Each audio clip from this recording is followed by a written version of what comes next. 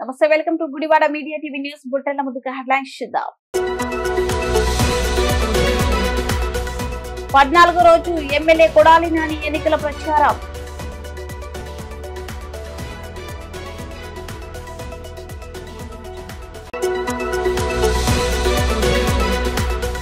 గుడివాడ నియోజకవర్గం గుడివాడ బేతవూరులో వడ్డాది రాజేష్ ఎన్నికల ప్రచారంలో ప్రజలు పూలమాలలతో ఘన స్వాగతం పలికారు.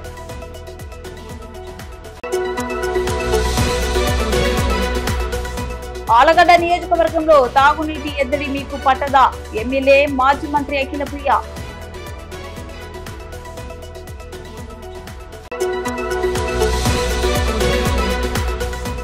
బీసీ ఏ వర్గాన్ని గుర్తించిన వైఎస్ఆర్ పార్టీకే మా ఓటు, ఓ పేద కుటుంబం.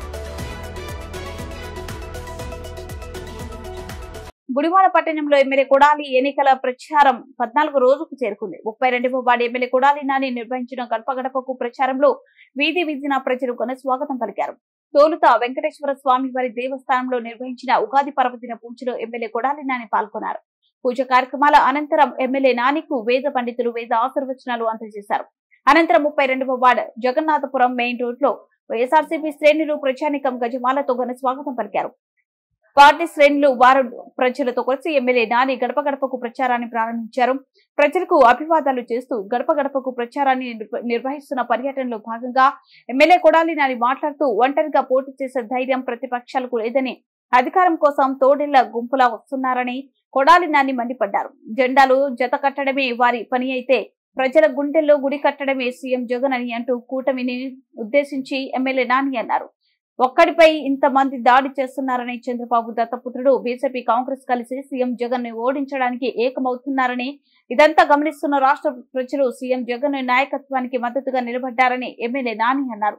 ఎమ్మెల్యే కొడాలి నాని ఎన్నికల ప్రచారంలో పట్టణ వైసీపీ అధ్యక్షుడు గొర్ల శ్రీను, జిల్లా యూత్ అధ్యక్షుడు మెరుగుమాల కాళీ, జిల్లా ఉపాధ్యక్షుడు మండలి హనుమంతరావు, సీనియర్ నాయకులు పాలెటి చంటి, దుక్కిపాటి శశిభూషణ్, జిల్లా అధికారి ప్రతినిధి ఎంవి నారాయణ రెడ్డి, ఎంపీపీలు పెయ్యల ఆదం, మైనార్టీ సెల్ అధ్యక్షుడు షేక్ బాజీ, ఎస్సీ సెల్ అధ్యక్షుడు రేమల్లి నీలాకాంత్, 32వ వార్డు వైఎస్ఆర్ కాంగ్రెస్ పార్టీ నాయకులు ఇన్ఛార్జ్ వడ్డిపల్లి మురళీకృష్ణ, రాంబాబు, నియోజకవర్గ వైఎస్ఆర్ కాంగ్రెస్ పార్టీ నాయకులు Vempati Simon, Chunduri Shekhar, Ravula Kollu Subrahmanyam, Ravula Kollu Naga Malleswararao, MSJC state director Sheikh Syed, Mamilla Elisha, Sardar Baig, Giribabu, Palamadugu Ramprasad, YSR Congress party నాయకులు, కార్యకర్తలు, అభిమానులు, అనుబంధ విభాగాల నాయకులు, కొడాలి నాని అభిమానులు పెద్ద సంఖ్యలో ప్రజానికం పాల్గొన్నారు.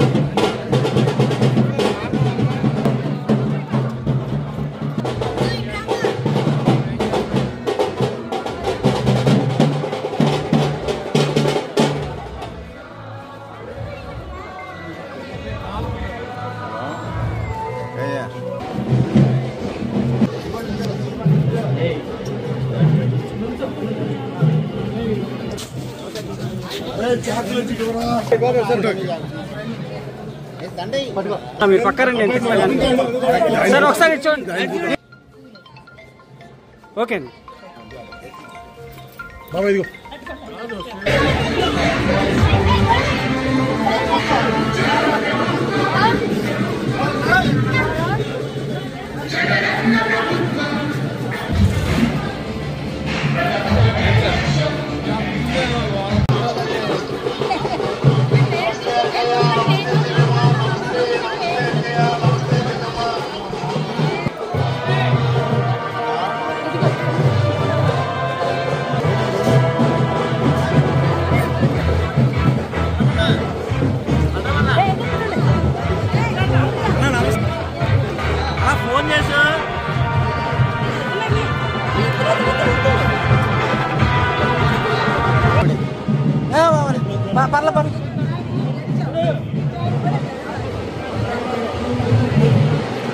తగులుతానా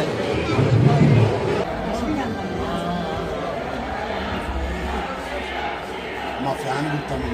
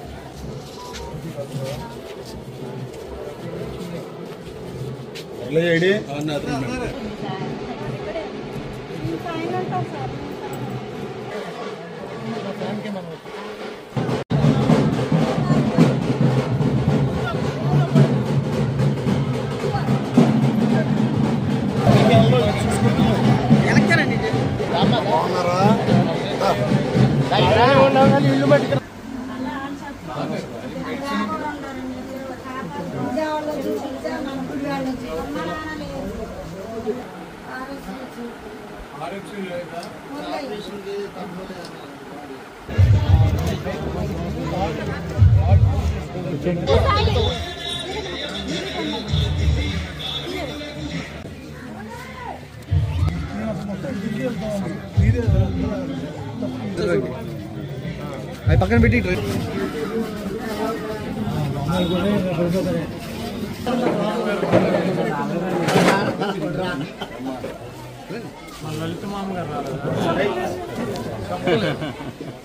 మామగారు ఎదరికెళ్ళండి, మామగారు ఎదరికెళ్ళండి ఒకసారి పక్కన ఎవరు తీస్తారు తీసుకోండి.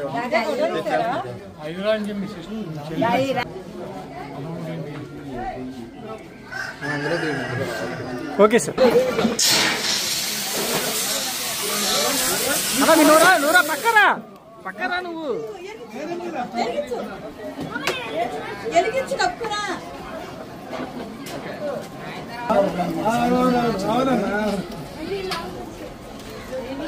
గుడివాడ నియోజకవర్గం గుడివాడ బేతవూలిలో వడ్డాది రాజేష్ ఎన్నికల ప్రచారంలో ప్రజలు పూలమాలలతో ఘన స్వాగతం పలికారు. వడ్డాది రాజేష్ మాట్లాడుతూ తెలుగు రాష్ట్రాల నుంచి విడదీయడం వలన కాంగ్రెస్ పార్టీ 2 రాష్ట్రాల్లో అధికారం కోల్పోయిందని, గత 10 సంవత్సరాలుగా ప్రజలు కాంగ్రెస్ పార్టీ వైపు మొగ్గు చూపడం వలన కర్ణాటకలో, తెలంగాణలో మరలా కాంగ్రెస్ పార్టీ అధికారంలోకి వచ్చిందని అన్నారు. మన ఆంధ్ర రాష్ట్రంలో కూడా శ్రీమతి షర్మిల కాంగ్రెస్ పార్టీకి రావడం వలన కాంగ్రెస్ పార్టీ మరింత బలోపేతమైందని, మన రాష్ట్రంతో పాటు కేంద్రంలో కూడా రాహుల్ గాంధీని ప్రధానమంత్రి చేయడానికి షర్మిల రాష్ట్రమంతా తిరుగుతూ కాంగ్రెస్ ఎమ్మెల్యే గెలుపు కోసం అహర్నిశలు కృషి చేస్తున్నారని తెలిపారు.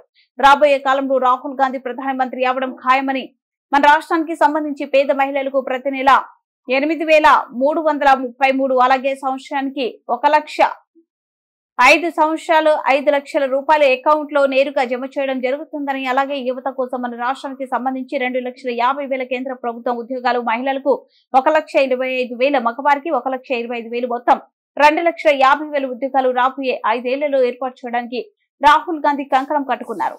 కనుక ప్రతి ఒక్కరూ రాహుల్ గాంధీ నాయకత్వాన్ని బలపరిచి కాంగ్రెస్ పార్టీ అధికారంలోకి రావడానికి గుడివాడ కాంగ్రెస్ పార్టీ అభ్యర్థి వడ్డాది గోవిందరావు మద్దతు ఇచ్చి గెలిపించాలని తెలియజేశారు. ఈ కార్యక్రమంలో పట్టణ మహిళా కాంగ్రెస్ అధ్యక్షురాలు కసరెడ్డి సత్యవతి, కార్యదర్శి దగాని నిశ్చల, కాంగ్రెస్ పార్టీ మాజీ కౌన్సిలర్ సదర్ల కనకదుర్గ, గుడివాడ కాంగ్రెస్ పార్టీ కార్యదర్శి సదర్ల నాగేంద్ర, యువజన కాంగ్రెస్ నాయకులు వడ్డాది శివకృష్ణ, పిడుగు సాయి గణేష్, బోయిన ప్రజ్ఞరాజు తదితరులు పాల్గొన్నారు. ఈ పార్టీని భూస్థాపన చేసి వేరే పార్టీలకు వెళ్ళిపోయారు.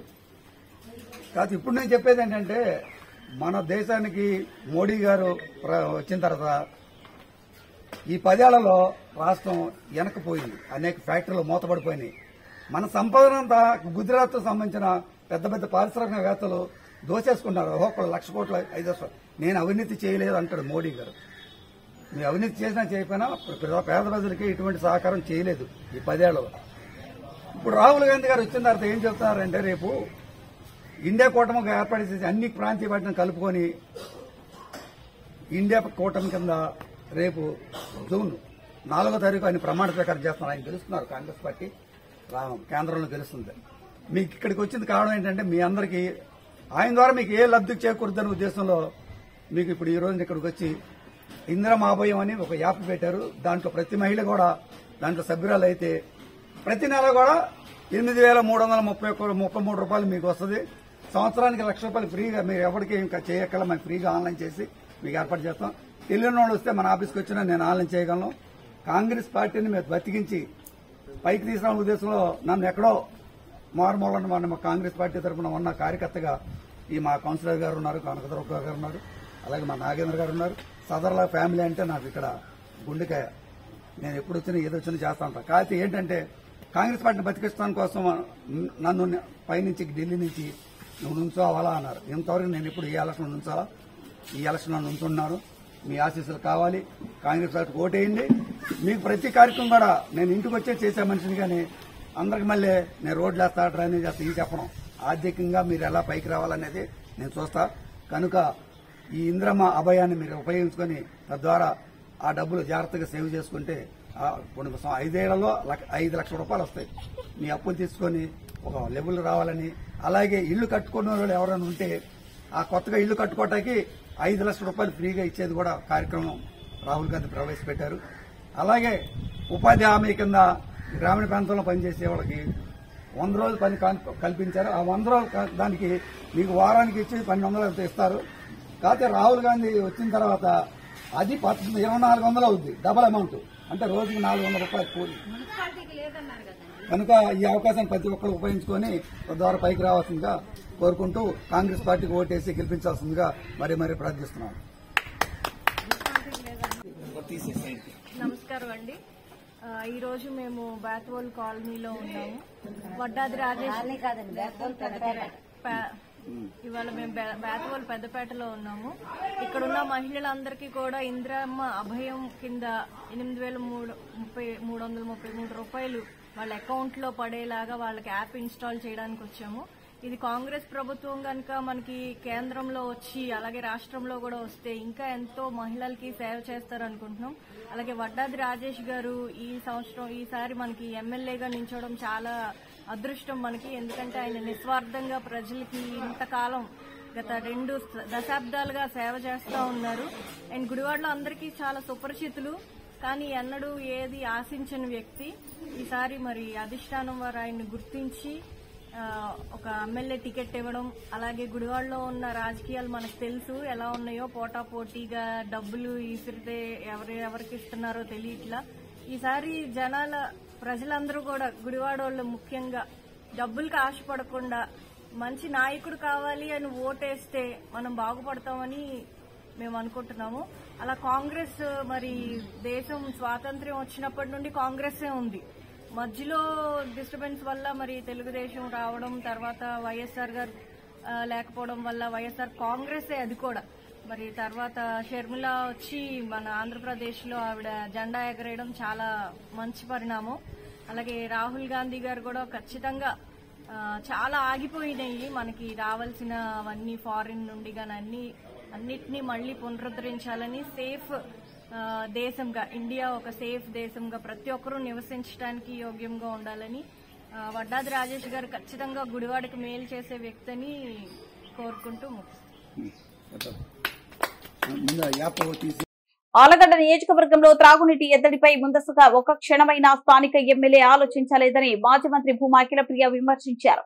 ఆలగడ్డ నియోజకవర్గంలో త్రాగునీటి సమస్యలపై ఏనాడు స్థానిక ఎమ్మెల్యే పట్టించుకోకపోవడంతో నేడు ఏ మండలంలో చూసినా ప్రజలకు త్రాగునీటి ఎద్దడి ఏర్పడిందని మాజీ మంత్రి టీడీపీ అసెంబ్లీ అభ్యర్థి భూమా అఖిలప్రియ అభిప్రాయపడ్డారు. త్రాగునీటి ఎద్దడిపై ఆమె విలేకరులతో మాట్లాడుతూ గతంలో వేసవి వస్తుందంటే యంత్రాంగంతో ప్రజాప్రతినిధులు కలిసి చర్చించి కుంటలు నింపడం లేదా ప్రత్యామ్నాయ ఏర్పాట్లు చేసుకోవడంతో బోర్లు ఎండిపోయేవి కాదన్నారు. ముందస్తు ప్రణాళిక లేకపోవడంతో కుంటల్లో నీళ్లు లేక బోర్లు కూడా ఎండిపోయాయన్నారు. 5 ఏళ్లలో వైసీపీ ప్రభుత్వం ప్రజల కోసం కాక వారి స్వలాభం కోసం పనిచేస్తారని 3 రాజధానుల పేరుతో ముఖ్యమంత్రి పాపం గడిపారని దుయ్యబట్టారు. జిల్లా కలెక్టర్ స్పందించి ఆలగడ్డలో నీటి ఎద్దడి నివారణకు తక్షణ చర్యలు తీసుకోవాలని అఖిలప్రియ కోరారు. ప్రజలకి మంచి చేయాలా, ప్రజా సమస్యల కోసం కొట్లాడాలా, ప్రజా సమస్యలు తీర్చాలని చెప్పి ఆలోచిస్తారు. కానీ వైసీపీ నాయకులు ప్రజా సమస్యలు ఎక్కడైతే ఉన్నాయో అక్కడి నుంచి పారిపోతారు. మామూలుగా అయితే ఇప్పుడు ఎన్నికల టైంలో ఇంటింటికి తిరుగుతూ ఎమ్మెల్యే ఎక్కడైతే ఈ తాగునీటి సమస్య ఉందని గ్రహిస్తాడో బుద్ధున్నోడు ఎవడైనా సరే కలెక్టర్తో మీటింగ్ పెట్టుకొని ఏదైతే నీళ్లు రావాలో ఆ నీళ్లు తెప్పించుకొని చెరువులు నింపుకొని బోర్లు రీఛార్జ్ చేయించుకొని ఎక్కడ కూడా తాగునీటి సమస్య లేకుండా చేయాలనే ఒక అవగాహన ఆలోచన కూడా మేము ప్రతిపక్షంలో ఉండి ఎంతసార్లు పదే ఎన్నిసార్లు చెప్పినా కూడా అసలు ఎంత మొండిగా వ్యవహరిస్తున్నారంటే మేము చెప్పాం కాబట్టి సమస్యల గురించి మాట్లాడకూడదని వీళ్ళు ఫిక్స్ అయినట్టున్నారు. లేకపోతే ఇంతవరకు ఎమ్మెల్యే తాగునీటి సమస్య గురించి ఎందుకు మాట్లాడలేకపోతున్నాడని ప్రశ్నిస్తుంటే సమాధానమే రాదు. పోనీ మాకు సమాధానం చెప్పకండి, ప్రజలకైతే సమాధానం చెప్పాలి కదా. మీరు నాయకులుగా మీరు గెలిచినప్పుడు ఈ 5 సంవత్సరాలు నిద్రపోయినారు. ఈ 5 సంవత్సరాలు ఒక పని కూడా చేత కాలేదు మీకు. అట్లీస్ట్ ఇది చాలా తీవ్రంగా ఉంది. ప్రజలు మీకు ఇచ్చినారు, ప్రజలు మీకు అధికారం అప్పచెప్పినారు, ఆ కృతజ్ఞత కూడా లేకుండా, ప్రజల తరపున ఆ విశ్వాసం కూడా లేకుండా మీరు తాగునీటి సమస్యని కంప్లీట్ గా పక్కన పెట్టడం జరిగింది. ఈ రోజు తాగునీటి సమస్య ఇంత తీవ్రంగా లేకుండా కంట్రోల్ చేయడానికి అన్ని విధాలుగా అవకాశాలు ఉన్నాయి. కానీ కేవలము మీ చేతగానితనం వల్ల ఈ రోజు తాగునీటి సమస్య ఇంత తీవ్రంగా ఆళ్లగడ్డలో చూసే కర్మ పట్టింది. దీన్ని కంట్రోల్ చేసిండొచ్చు మీరు. ఇప్పుడు ఒక్కరోజు మీరు అధికారులు మాకు అప్పచెప్పండి, ఎట్లా తాగునీటి సమస్యను తీరుస్తామో మేము చేసి చూపిస్తాం మీకు. అట్లా మీరు అవకాశం ఇయ్యారు, మీరు చేయరు, మమ్మల్ని చేయనియారు. ఈరోజు కలెక్టర్ గారిని నేను మరీ కోరుకుంటున్నాము, తాగునీటి సమస్యను తీర్చండి. ప్రజలందరూ చాలా ఇబ్బందులు పడుతున్నారు. పశువులు పెట్టుకున్న వాళ్ళు, జీవాలు పెట్టుకున్న వాళ్ళు కూడా చాలా ఇబ్బందికరంగా మారిపోతుంది. ఈ ప్రాంతము ఎడారిగా మారిపోయే అవకాశం తీసుకొస్తున్నారు మీరు.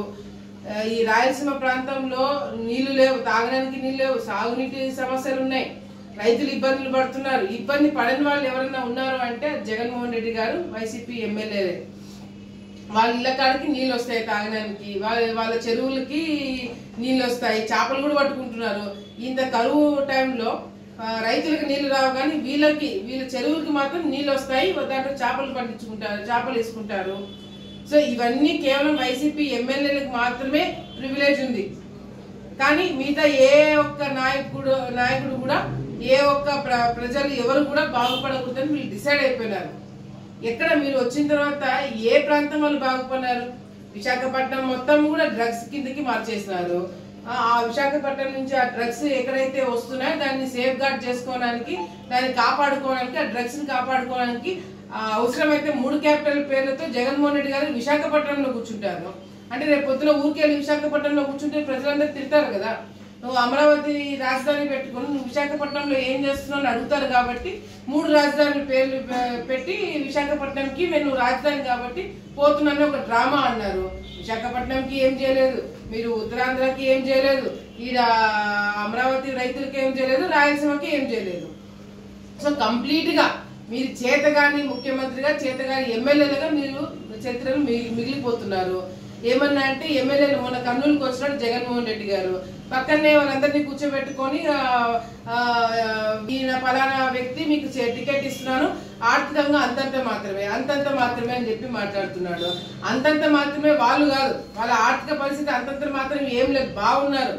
అంతంత మాత్రమే మీ పరిపాలన ఉంది, అంతంత మాత్రమే రైతుల భవిష్యత్తు ఉంది, అంతంత మాత్రమే యువత ఉద్యోగాలు ఉన్నాయి, అంతంత మాత్రమే చేశారు పనులు. మీరు ఎక్కడ కూడా పూర్తిగా ఏమీ చేయలేదు, మీ పరిపాలన అంతంత మాత్రమే ఉంది. సో అది మీరు చెప్పాల్సింది. వాళ్ళకి ఆర్థికంగా ఎంతుందో ఎవరు అడగలేదు, వాళ్ళ బ్యాంక్ ఖాతాలో ఎంతున్నాయో ఏమో ఎవరు అడగలేదు. కానీ ఈరోజు డబ్బుకి ఎంత ప్రాధాన్యతను ఇస్తున్నాడో జగన్మోహన్ రెడ్డి గారు అనేది అర్థమవుతుంది. ఒక క్యాండిడేట్ ని అనౌన్స్ చేస్తూ ఆర్థికంగా అంతంత మాత్రమే అంటే మీతో పోల్చుకుంటే అందరూ కూడా అంతంత మాత్రమే అని చెప్పి కూడా ప్రజలందరూ కూడా గుర్తు చేసుకుంటున్నారు.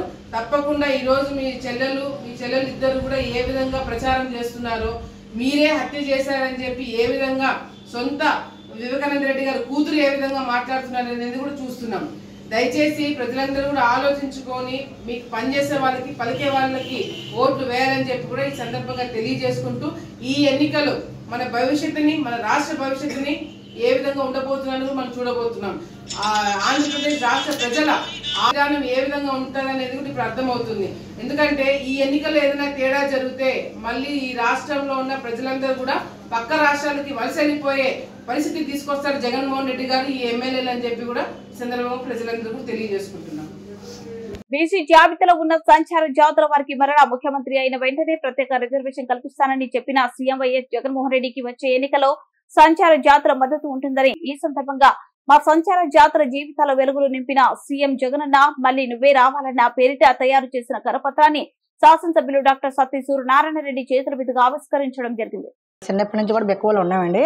అయితే జగన్ గారు వచ్చిన నుంచి మా ఊళ్ళు అయితే ఫస్ట్ కొంట మా ఊళ్ళు ఎక్కడెక్కడ ఉండోళ్ళు ఏంటో అసలు ఏం తెలిసేది కదండి. ఇప్పుడు బుడబొక్కలోళ్ళని, ఇలాగ మందులోళ్ళని, సాయిలోళ్ళని, మల్లికాసులని ఎక్కడెక్కడ చాలామంది ఉంటారండి. మా క్యాస్ట్ గంగిరెడ్లని గట్ట వీళ్ళందరూ కూడా ఎక్కడెక్కడ ఉంటారో కూడా మాకు తెలిసేది కదండి, మాకు తెలియదండి. తెలియకపోతే అలాగే మేము ఎవరి పెనానికి అలా ఉండేవాళ్ళండి. మాకు ఏ పథకాలు కూడా వచ్చేవి కదండి. ఇంక ఏ ఊరంట వెళ్ళి కాళ్ళు మూరు గడిపోయిన దాకా లైన్ తిరుక్కోవటం, ఈ తలంటికి వ్యాపారం, బూరల వ్యాపారం అమ్ముకోవటం, మొత్తం తినటం, ఇంక ఇవే తెలిసేయండి. ఇలా తెలిసిన నుంచి ఇప్పుడు మాకు అప్పుడే దగ్గరగా ఒక 5 సంవత్సరాల నుంచి జగన్ గారు సీఎం అయిన కానించి అప్పటి నుంచి మాకు మంచేదో చెడేదో మాకు తెలుస్తుందండి. ఏసులో అన్న అంటే తర్వాత మా జిల్లా కార్పొరేటర్ అండి 32 కులాలకు చైర్మన్ గారండి మా బావగారండి, ఇలాగ మా ఆయన వాళ్ళ అన్నయ్య గారండి. అతను నెలకోసారి సీఎం దగ్గర జగన్ దగ్గర వెళ్తూ ఉంటారండి. ఆయన ఆ సార్ ఎప్పుడుగా వెళ్తూ ఉంటారు. ఆ సార్ని బట్టి తర్వాత మిమ్మల్ని బట్టి మాకు అనుకూలంగా వచ్చి మా ఏరియాలో ఉన్న వాళ్ళు బెక్కువలే కదండి ప్రతి దుక్కున ఇప్పుడు మీరున్న ఎక్కడైతే సర్కిల్ చేస్తున్నారు సారో అక్కడ ఏ ఇష్యూలో కూడా స్థలాల ఇష్యూలో కానీ, వాలంటీర్ డబ్బులు ఇష్యూలో కానీ, పెన్షన్ ఇష్యూలో కానీ ప్రతిదీ కూడా అందుబాటులో బాగా అందినాయండి. అందరూ బాగా చేశారండి. మళ్ళీ లాస్ట్ చూడండి, ఇప్పుడు ఈ నెల పోయిన నెల నుంచి మంచం మీద పడుకొని లేవదీసిన వాళ్ళు కూడా పాపం సారు డబ్బులు పంపిస్తున్నారని ఎంతో సంతోషం పడిపోయారండి. జగన్ సార్ జీతాలు లేకపోతే ప్రతిదీ ఇంకా జీతాలు ఏంటి ఎన్ని ఏంటి ఏదైనా అందుకోవాలని ఇంటి ముందుకు వచ్చేయండి. పప్పులు ఏంటి, ఉప్పులు ఏంటి, ఇప్పుడు అప్పుడే ఒక వారం నుంచి ఒక నెల నుంచి ఈ నెలలో మళ్ళీ ఇప్పుడు ఈ నెల నుంచి రాలేదండి. దేనికి రాలేదని మరి పైన కంప్లైంట్లు పెట్టారంటండి. మరి ఎవరు చంద్రబాబు నాయుడు సార్ ఎవరో పెట్టారంటండి. మరి అది కంప్లైంట్లు పెట్టిన కానీ వాలంటీర్ల మీద పెట్టారంటండి. వాలంటీర్లు ఉన్న ఉద్యోగాలు 5 వేలు 6 వేలు చేసుకునే ఉద్యోగాలు కూడా ఆగిపోయినాయండి. పాప వాళ్ళైతే మనం వెళ్ళగానే మనకు వాలంటీర్లు ఏదైనా సాయం చేసేవాళ్ళండి, మంచిగా చెడ్డైనా చెప్పేవాళ్ళండి.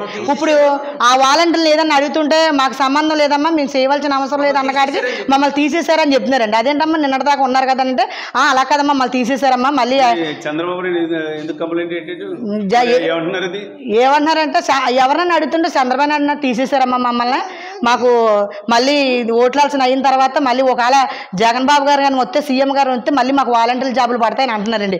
ఏది అడిగినా కానీ ఏంటంటే చంద్రబాబు నాయుడు ఎలక్షన్ కమిషన్ కి వాళ్ళ ద్వారా కంప్లైంట్ పెట్టించాడు వాలంటీర్లు పంపిణీ చేయాలి. అవును సార్, అందు గురించి నువ్వు అన్నట్టు ఆగిపోయిందమ్మా. మళ్ళీ జగన్ గారు ముఖ్యమంత్రి అయిన తర్వాత మళ్ళీ మీకు యథావిధిగా మళ్ళీ వాలంటీర్ల ద్వారా ఆయన పర్మిషన్ ఇచ్చేస్తారు. అంటే ఆయన కూడా ఇప్పించడం లేదు, ఎందుకంటే ఎలక్షన్ కమిషన్ కి కంప్లైంట్ ఇప్పించాడు చంద్రబాబు నాయుడు. అవును సార్, తెలుసండి. అందరూ ఇప్పుడు వచ్చే టీవీలలో సెల్లలు అయ్యి ఎక్కువ వస్తున్నాయి కదా సార్. ఇప్పుడు ప్రతిదీ కూడా మేము చూస్తాం సార్, ఎందుకంటే ఏ పరిపాలన ఎలా ఉంటుందో కూడా మేము చూస్తామండి. మాకు చదువులు అంటే రావు కానీ సార్ నోటు మాటలు కళ్ళుతోని సొవులతో వింటాం కదా సార్ ఎవరి నోటు ఏమవుతుందని. ఇప్పుడు ప్రజెంట్ అండి సార్ ఇప్పుడు 100% చెప్తున్నాను సార్, నిజం చెప్తున్నాను. ఇప్పుడు మళ్ళీ సీఎం సార్ వస్తేనే జనాలు అన్నీ బాగుపడతారని అన్ని సెటిల్మెంట్ వస్తాయండి. ఏంటంటే మళ్ళీ జగన్ సారే మళ్ళీ వస్తారండి సీఎం. మా దృష్టిలో అయితే మా వాళ్ళు ఎక్కడెక్కడైతే ఉన్నారో అండి ప్రతి దుక్కును మా వాళ్ళు ఉంటారండి. ఏ ఊరికైనా కూడా మా వాళ్ళు ఉంటారండి. ఎవరో ఎక్కడ ఎంతమంది ఎక్కడున్నా కానీ కూడా అన్నీ కూడా ఓట్లు ప్యాన్కే వేస్తారండి. ప్యాన్ గుర్తుకే ఓట్లు పడతాయండి. మాకు బాగా ఈ డబ్బుల సమస్య కానీ స్థలాల సమస్య కానీ ఏమి ఉండవండి. ఎందుకంటే ఎవరు పరిపాలన వచ్చిన తర్వాత ఎవరు బాగా ఏం చేస్తున్నారో ఎవరు వచ్చిన తర్వాత ఏం బాగున్నాయి ఏమేమి తగ్గినాయి ఏమేం చేసినా ఆయన చూసుకుంటారండి సార్.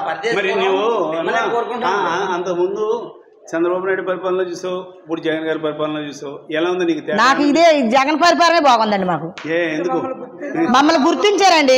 నేను చెప్తున్నాను కదండి, మేము మందురాలమండి. మాది బీసీఏ వచ్చిందండి. మా పిల్లలు చదువుకుంటేనేమో చదువులకి తిరుగువాలమండి. పుస్తకాలు చదువుకొని మా పిల్లలు చదువుకున్నారు, మాకు జాబులు ఇవ్వండి, అవి ఇవ్వండి ఇవ్వండి తిరుగువాలమండి. తిరిగితే ఎక్కడ పోయినా కానీ అలా అవి ఉన్నాయా ఇవి ఉన్నాయా అలా కోట్లు ఉన్నాయా అండి ఈ కోట్లు ఉన్నాయని వాళ్ళు రకరకాలుగా అనేవాడి. మాకు చదువుకోలేదండి, మాకు తెలియదండి. అలాంటి లేక మా పిల్లల్ని ఏం చేసేవాళ్ళండి ఎంతో కొంత చదివించి కనీసం బస్సు పేర్లు చదువుకొని ఆర్డీఎం చేసేవాళ్ళండి. ఇంక ఇదే వచ్చాయండి. ఇప్పుడు అలాగే జగన్ బాబు గారు వచ్చారు కాబట్టి అండి మనకి ఏమి ఉండదండి. 10th చదివితేననుకో ఏదో జాబ్లో వస్తున్నాయండి. కనీసం ఏమీ చదువుకున్న వాళ్ళు కూడా వాలంటీర్ జాబ్ కాల్ మీద బతికేస్తున్నారు కదా సార్. ఇప్పుడు ఏమీ చదువుకున్న వాళ్ళు కూడా పథకాలన్నీ బాగానే ఉన్నాయండి. ప్రతి పథకం లేని వాళ్ళకి బాగున్నాయండి. ముసలి వాళ్ళకి ముక్కు వాళ్ళకి మళ్ళీ యాక్సిడెంట్లు అయిపోయి ఉన్న వాళ్ళకి ఎమర్జెంట్లకి యాళ్ళు వస్తున్నాయండి, అంబులెన్స్లు వస్తున్నాయండి, ఎక్కడికక్కడ అందుబాటులో ఉన్నారండి. కొన్నాళ్ళు అయితే చచ్చిపోయి యాక్సిడెంట్ అయిపోయి అక్కడ ఉండిపోయినా కానీ వాళ్ళు చూసుకొని పోయేవాళ్ళండి కొన్ని రోజులలో. ఇప్పుడు అలా కాదండి. ఒక యాక్సిడెంట్ అయ్యి ఇప్పుడు రోజులలో యాక్సిడెంట్ ఎక్కువ జరుగుతున్నాయండి. ఎక్కువ జరిగినా కానీ ఏ ఊర్లో జరిగినా కానీ పల్లెటూరులో జరిగినా కానీ వెంటనే అంబులెన్స్ వచ్చేసి ముందు మనిషిని తీసుకెళ్ళి హాస్పిటల్ చేర్పించేస్తున్నారండి. మరి ఇది అంతా చేసింది సారే కదండి. మరి దీని మీద బట్టి ప్రతిపాదన అంతా బాగుందండి మా దృష్టిలో అయితే. ఆ జగన్ సార్ వచ్చిన తర్వాత అన్నీ బాగున్నాయండి. అలాగే చాలా మట్టికి కూడా జగన్ సార్ వచ్చిన తర్వాత బాగున్నాయండి. లేని వాళ్ళకి ఇల్లులు ఇచ్చారండి. స్థలాలు ఇప్పుడు 1 సెంటు కొనుక్కునేందుకే గిలగలు ఆడిపోతున్నామండి. మనం ఇప్పుడు ఎక్కడైనా 1 లక్ష 2 లక్షలు సంపాదించుకుని 1 సెంటు కొనుక్కునేందుకే లేనోడు గిలగలు ఆడిపోతున్నారు. అలాంటిది కొన్ని స్థలాలు ఇచ్చి అల్లో బిల్డింగ్లు కట్టి స్థలాలు ఇచ్చి సైట్లు ఇచ్చేది ఇది మాటలు కాదు కదా సార్. ఎవరో అంటారండి, అన్ని మనం పట్టించుకోకూడదు సార్. మమ్మల్ని కింకపరిచేవాళ్ళండి. మెయిన్ మొందులి అంటే ఎరుకులు అంటే. బుల్టన్ ముగించే ముందు హెడ్లైన్స్ మరోసారి. 14వ రోజు ఎమ్మెల్యే కొడాలి నాని ఎన్నికల ప్రచారం.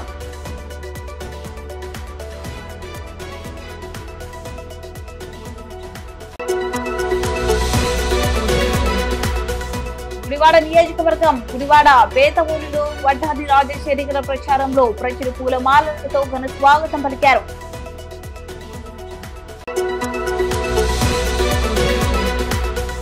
ఆలగడ్డ నియోజకవర్గంలో తాగునీటి ఎద్దడి మీకు పట్టదా?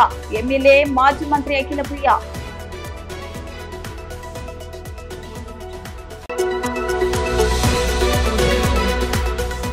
బీసీఏ వర్గాన్ని గుర్తించిన వైఎస్ఆర్ పార్టీకే మా ఓటు, ఓ పేద కుటుంబం.